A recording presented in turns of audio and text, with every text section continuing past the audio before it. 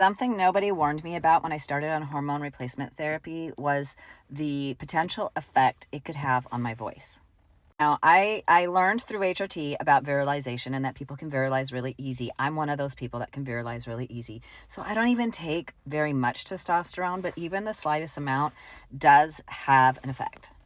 But no one really suspected that at the low dose that I was doing that it would affect my vocal cords. And so they didn't really say that that was even a possibility.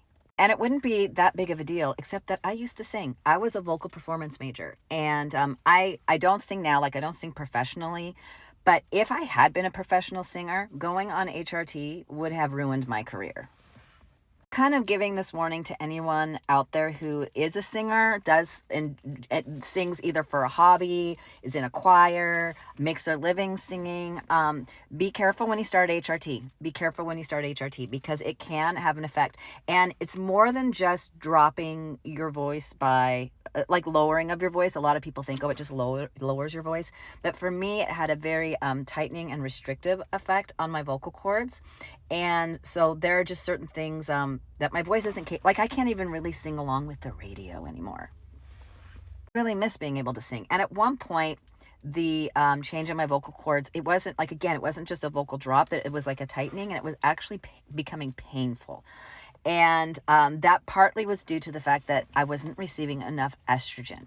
Once we started to include enough estrogen, that helped. And actually, to be honest, for a while, I tried to go off the testosterone, which did help, but it didn't fully repair all of the damage. But then I was also just so miserable with my menopause symptoms because I couldn't sleep more than an hour and a half at a time. I was just having this night sweats, like terrible.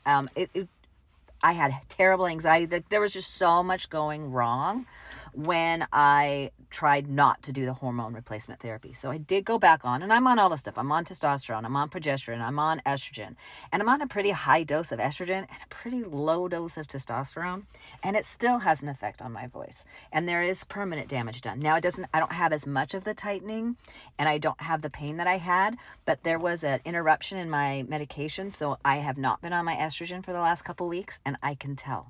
I can tell right away with my vocal cords that I am not getting the estrogen that I need. And they are expediting it to me, thank God.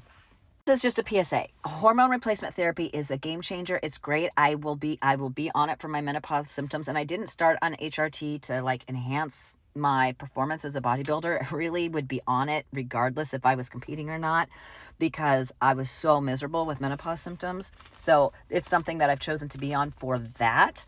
And again, the testosterone that I'm taking only puts me into like the mid range of normal. It doesn't even put me to the high range of normal. So, because all of my hormones were like zeroed out with menopause. So anyway, long story, but this is just a PSA.